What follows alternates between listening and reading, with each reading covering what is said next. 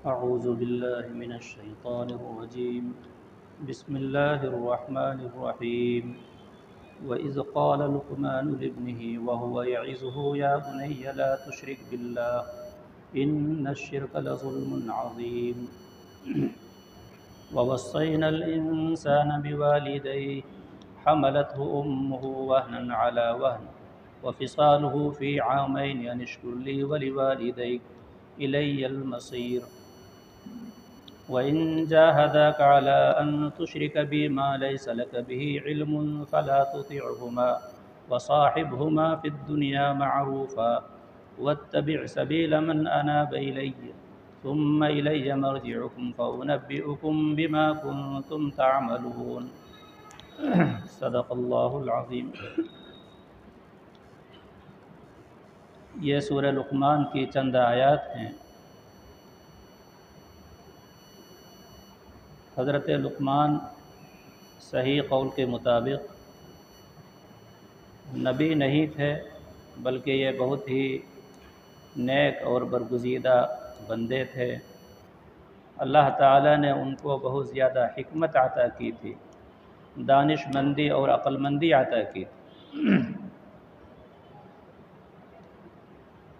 تو اسی لیے لقمان حکیم سے مشہور ہیں۔ حکیم کا معنی حکمت والا، عقل مند انسان۔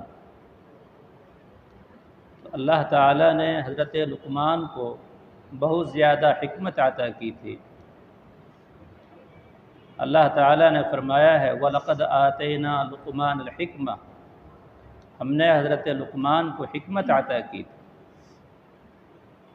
ان کی حکمت سے کی بہت ساری باتیں ہیں جو مشہور ہیں۔ کتابوں میں مستقل حضرت لقمان کی نصیحتوں کو علماء نے نقل کیا ہے۔ ان نصیحتوں میں سے ایک دو نصیحت جو ہم سب کے لیے بہت ہی مفید اور کارگر ہے، ان میں سے ایک نصیحت یہ ہے کہ ایک مرتبہ حضرت لقمان سے لوگوں نے پوچھا کہ ای الناس شر، سب سے زیادہ برا انسان دنیا میں کون ہے؟ سب سے زیادہ برا کون ہے؟ تو حضرت لقمان نے جواب دیا کہ سب سے زیادہ برا وہ انسان ہے جس کو اس بات کی پرواہ نہ ہو کہ لوگ اس کو برا سمجھ رہے ہیں۔ جو آدمی برائی کر رہا ہے، برائی میں مبتلا ہے، اور اسے اس بات کی کوئی پرواہ نہیں ہے کہ لوگ مجھے کیا سمجھ رہے ہیں، لوگ مجھے اچھا کہہ رہے ہیں، برا کہہ رہے ہیں، لوگ مجھے کیا کہیں گے، جسے اس بات کی پرواہ نہ ہو، اس سے زیادہ برا انسان کوئی نہیں ہے۔ چونکہ انسانوں کی فطرت یہ ہے کہ وہ برے کام سے بچتا ہے یا تو اللہ کے ڈر سے، اللہ کے خوف سے۔ جب اللہ کا خوف دل میں آ جائے تو انسان ہر وقت گناہوں سے بچے گا، چاہے وہ تنہائی میں ہو، چاہے مجمع میں ہو، چاہے رات میں ہو، چاہے دن میں ہو۔ جب دل میں اللہ کا خوف ہوگا تو وہ ہر قسم کے گناہوں سے بچے گا۔ اور کبھی ایسا ہوتا ہے کہ دل میں اللہ کا خوف تو نہیں ہے، ڈر نہیں ہے، لیکن بہت سارے گناہوں سے انسان صرف اس لیے بچتا ہے کہ اگر کوئی مجھے دیکھ لے تو کیا کہے گا، لوگوں کو معلوم ہو جائے تو کیا سمجھیں گے۔ اسی لیے جو بھی عقل مند انسان ہے کبھی بھی اپنے بڑوں کے سامنے گناہ کرتے ہوئے ڈرتا ہے۔ ماں باپ کے سامنے گناہ نہیں کرے گا، اپنے استاذ کے سامنے گناہ نہیں کرے گا، اپنے رشتہ داروں کے سامنے رہتے ہوئے کوئی گناہ نہیں کرتا۔ اسے ڈر ہوتا ہے کہ لوگ کیا سمجھیں گے مجھے۔ تو یا تو اللہ کا ڈر ہو یا پھر مخلوق کا، لوگوں کا ڈر ہو۔ لوگوں کا جو ڈر ہے اس کو کہتے ہیں حیا اور شرم۔ ایک ہے اللہ سے حیا اور ایک ہے مخلوق سے، انسانوں سے، بندوں سے حیا اور شرم کرنا۔ ایک حدیث کے اندر فرمایا گیا ہے اذا فاتک الحیا فافعل ما شئت، جب تم سے شرم و حیا ختم ہو جائے پھر تو تمہاری مرضی جو چاہے کرو۔ فارسی میں مقولہ مشہور ہے بے حیا باش ہرچے خواہی کن، بے حیا بن گئے تو پھر جو مرضی ہے کرو۔ تو آدمی کے دل سے جب حیا اور شرم ختم ہو جاتی ہے تو پھر اس کے لیے کوئی رکاوٹ باقی نہیں رہتی۔ تو یہی مطلب ہے حضرت لقمان کی اس نصیحت کا کہ سب سے زیادہ برا انسان وہ ہے جسے اس بات کی پرواہ نہ ہو کہ لوگ اسے برا سمجھتے ہوں۔ حضرت لقمان کی ایک دوسری نصیحت یہ ہے، ان کے بارے میں مشہور ہے کہ حضرت داؤد علیہ السلام جو اللہ کے نبی ہیں، تو یہ ان کے زمانے میں تھے، لیکن عمر کے حساب سے حضرت لقمان بڑے تھے۔ بڑے ہونے کی وجہ سے جب تک حضرت داؤد علیہ السلام نبی نہیں بنے تھے اس وقت حضرت لقمان لوگوں کو نصیحت کرتے تھے، دین کی باتیں بتاتے تھے، کوئی مسئلہ پوچھنے آتا تھا اس کو مسئلہ بتاتے تھے۔ پھر جب حضرت لقمان علیہ السلام کو اللہ نے نبوت عطا کی تو حضرت لقمان نے لوگوں کو دین کی باتیں بتانا چھوڑ دیا۔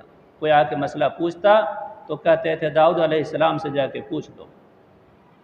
جب اس سے پوچھا گیا کہ آخر پہلے تو آپ بتاتے تھے مسئلے، اب کیوں نہیں بتاتے ہیں؟ تو فرمایا جب مجھ سے بڑے ہیں جو یہ کام کر سکتے ہیں تو کیوں میں وہ کام کروں؟ نبی سے بڑھ کر کے کوئی نہیں ہوتا، چاہے عمر کے حساب سے کوئی کتنا ہی بڑا ہو، لیکن ایک نبی کے ہوتے ہوئے کسی امتی کے لیے مناسب نہیں ہے کہ لوگوں کو مسئلے بتائے۔ تو اس لیے فرمایا کہ داؤد علیہ السلام اللہ کے نبی ہیں، وہ لوگوں کو مسائل بتاتے ہیں، اب میں کیوں لوگوں کو مسائل بتاؤں؟ حضرت لقمان کے اسی قول کو رکھ کر کے علماء نے یہ فرمایا ہے کہ جس جگہ میں، جس بستی میں، محلے میں اگر کوئی بڑا عالم موجود ہو تو چھوٹوں کو چاہیے کہ اپنے مسائل ان کے حوالے کریں۔ اگر چھوٹوں سے کوئی مسئلہ پوچھا جائے، ایک عام مسائل نماز روزے کے وہ تو سب کو معلوم ہے اور معلوم ہونا بھی چاہیے، لیکن اگر کوئی اہم مسئلہ درپیش ہو کہ عام طور پر لوگوں کی رسائی وہاں تک نہیں ہوتی ہے، وہ مسائل سب کو معلوم نہیں ہوتے، تو چھوٹوں کو یہ چاہیے کہ وہ بڑوں کے حوالے کر دیں، وہ کہیں کہ ہمارے بڑے ہیں ان سے جا کے پوچھ لو، میں اس مسائل میں کچھ بھی نہیں کہہ سکتا ہوں۔ یہی طریقہ ہے۔ تو خیر بہرحال حضرت لقمان کی بہت ساری نصیحتیں ہیں۔ قرآن کریم میں اللہ تعالیٰ فرما رہے ہیں وَإِذْ قَالَ لُقْمَانُ لِابْنِهِ وَهُوَ يَعِظُهُ يَا بُنَيَّ لَا تُشْرِكْ بِاللَّهِ، اور وہ وقت یاد کے لائق ہے جب کہ انہوں نے حضرت لقمان علیہ السلام نے کہا اپنے بیٹے سے، درا حال وہ ان کو نصیحت کر رہے تھے، نصیحت کرتے ہوئے فرمایا یا بنیہ، اے میرے پیارے بیٹے، لا تشرک باللہ، اللہ کے ساتھ کسی کو شریک نہ ٹھہرا، ان شرک لظلم عظیم، بے شک شرک سب سے بڑا ظلم ہے۔ اس آیت میں چند باتیں ہمیں یاد رکھنے کی ہیں۔ پہلی بات کہ حضرت لقمان اپنے بیٹے کو نصیحت کر رہے ہیں۔ اس سے بات معلوم ہوئی کہ ہر باپ کو یہ چاہیے کہ اپنے بیٹوں کو نصیحت کرتا رہے، جب کبھی بچہ کوئی غلطی کرے فوراً اس کو بٹھا کر کے سمجھائے کہ بیٹا یہ کام غلط ہے، یہ مت کرو۔ بیٹا چاہے چھوٹا ہو چاہے بڑا ہو، جس عمر کا بھی ہے اس کے عمر کے حساب سے اس کو نصیحت کرتے رہنا چاہیے۔ ہمارا عام مزاج کیا ہے کہ بچہ جب تو چھوٹا ہے وہ غلطی کرتا ہے تو کہتے ہیں چھوٹا ہے ابھی چھوڑ دو اس کو، ابھی بچہ ہے، بچہ غلطی کیا تو کیا ہوا، یہ تو بہت غلط بات ہے۔ بچہ جھوٹ بولتا ہے ہم اس کی پرواہ نہیں کرتے، بچہ کبھی کھیلتے ہوئے کسی کو گالی دے دیتا ہے ہم اس کی پرواہ نہیں کرتے، بچہ ہے گالی دیا تو کیا ہوا، بچہ ہے جھوٹ بولا تو کیا ہوا، ایسا نہیں ہے۔ بچپن سے عادتیں بنتی ہیں۔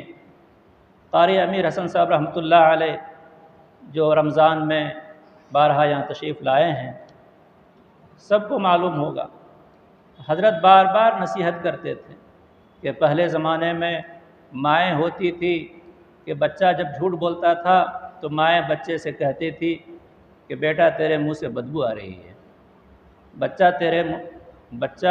بیٹے سے کہتی تھی، ماں بیٹے تیرے منہ سے بدبو آ رہی ہے۔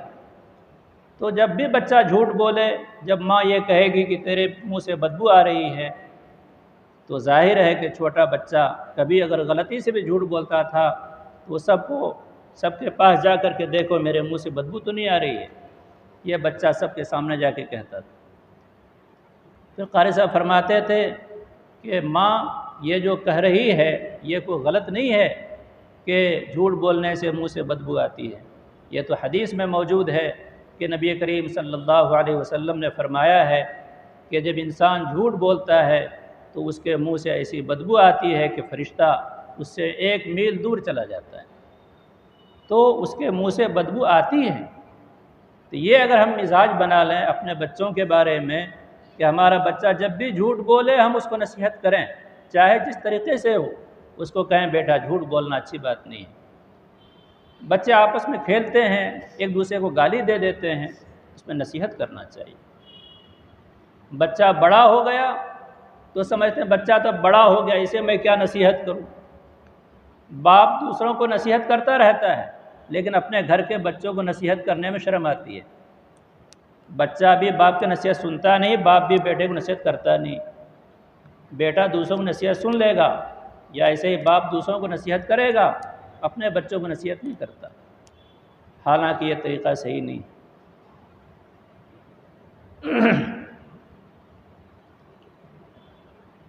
قاری صاحب کا یہ قصہ مجھے یاد آ رہا ہے کہ قاری صاحب رحمۃ اللہ علیہ بار بار کہتے تھے کہ ایک آدمی تھا، اس کا بیٹا سگریٹ پیتا تھا، تو باپ اس کو نصیحت کرتا، بیٹا سگریٹ مت پیو، لیکن بیٹا تھا سنتا ہی نہیں تھا، ہر دن پیتا تھا، پیتا ہی رہتا تھا، اور باپ بھی ایسا تھا ہر دن نصیحت کرتا تھا، اس کو ہر دن نصیحت کرتا تھا۔ تو قاری صاحب فرماتے ہیں کہ نصیحت کرتے کرتے جب 100 دن پورے ہو گئے، اس دن بیٹے نے غصے سے چھوڑ دیا کہ اب سے میں نہیں پیوں گا۔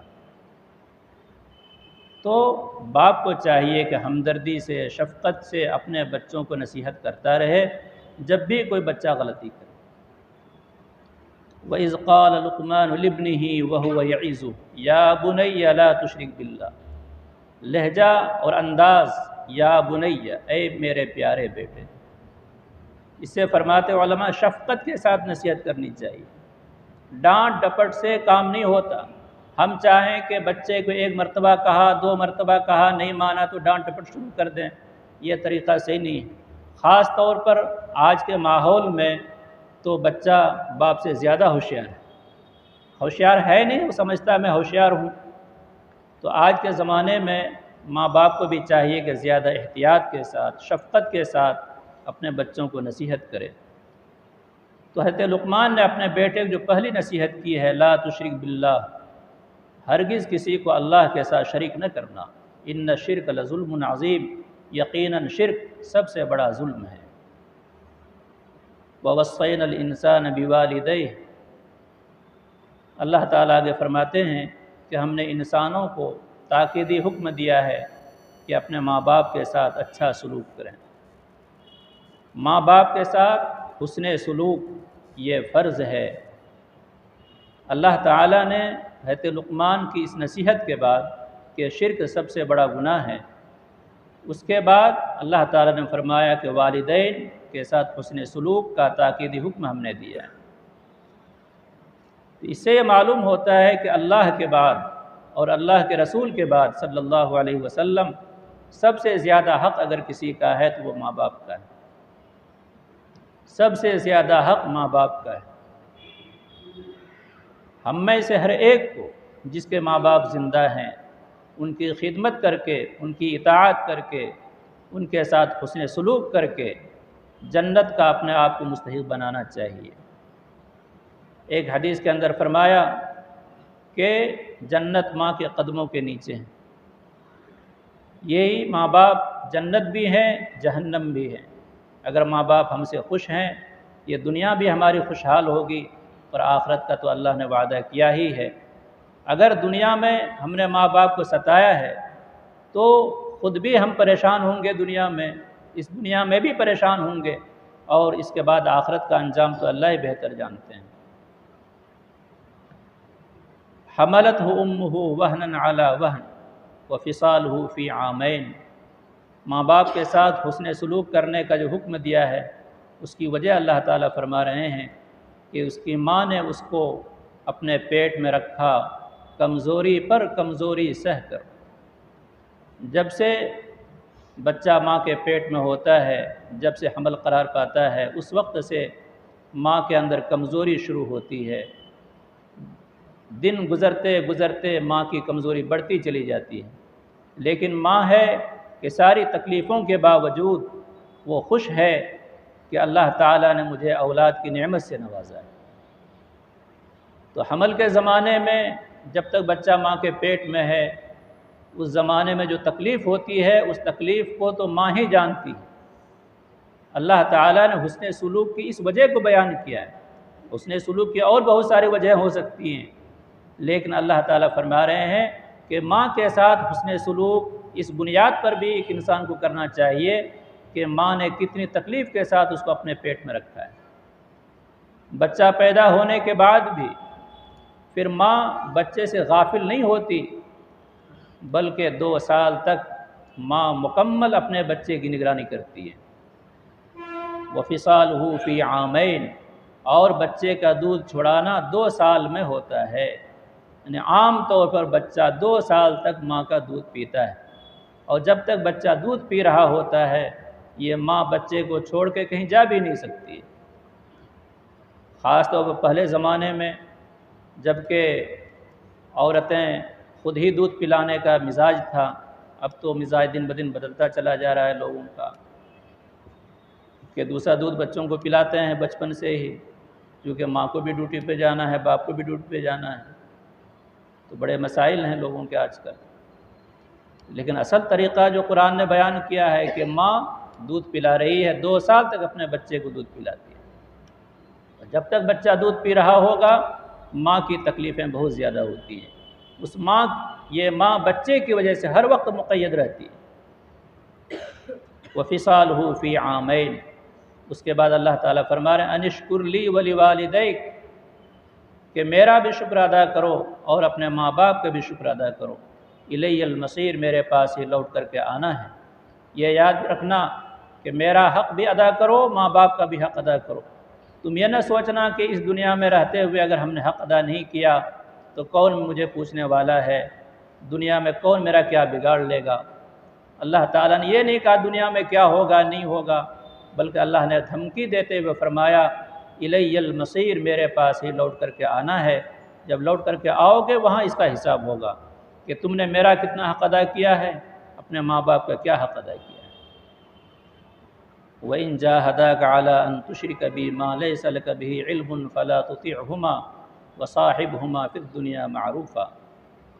माँ बाप का हक़ बहुत ज़्यादा है, लेकिन उसके बाद अल्लाह ताला फरमा रहे हैं कि अगर माँ बाप तुमको इस बात पर मजबूर करें कि तुम मेरे साथ शरीक ठहराओ ऐसी चीज़ को जिसका कोई इल्म तुम्हारे पास नहीं है, तो तुम माँ बाप की इताअत न करना। वसाहिबहुमा फिद दुनिया मारूफा, और दुनिया में माँ बाप के साथ हुस्न सलूक करते रहना। अगर माँ बाप काफिर हैं और वो अपने बच्चे को भी मजबूर करते हैं कि तुम भी काफिर बन जाओ, तुम भी मुशरिक बन जाओ। मसलन आम तौर पर होता है कि जैसे माँ बाप काफिर हैं, मुशरिक हैं, बच्चा घराने में पैदा हुआ वो भी मुशरिक है, लेकिन बच्चे को जब थोड़ी समझ आती है, कभी सोहबत की वजह से या ख़ुद अल्लाह ताला ने उनको हिदायत अता कर दी जिसकी वजह से उसने ईमान कबूल कर लिया, तो कभी कभी माँ बाप उसको बहुत मजबूर करते हैं कि तुमने कैसे माँ बाप का तरीक़ा छोड़ दिया, बाप दादा का तरीक़ा छोड़ दिया। तो वो चाहते हैं माँ बाप कि फिर ये मेरा बेटा कुफ्र में, शिरक में वापस आ जाए। तो अल्लाह ताला फरमा रहे हैं कि इस मामले में माँ बाप की बात नहीं मानी जाएगी, चाहे वो कितना ही मजबूर करें, लेकिन इसमें अल्लाह का हक़ ऊपर है, माँ बाप का हक़ उसके बाद है, इसलिए इसमें माँ बाप की इताअत नहीं करना है। लेकिन इसके बावजूद चाहे माँ बाप कितनी ही तुमको मजबूर करें, परेशान करें, उसकी बात तो नहीं माननी है, لیکن دنیا کے معاملے میں ماں باپ کے ساتھ حسن سلوک ہی کرنا ہے۔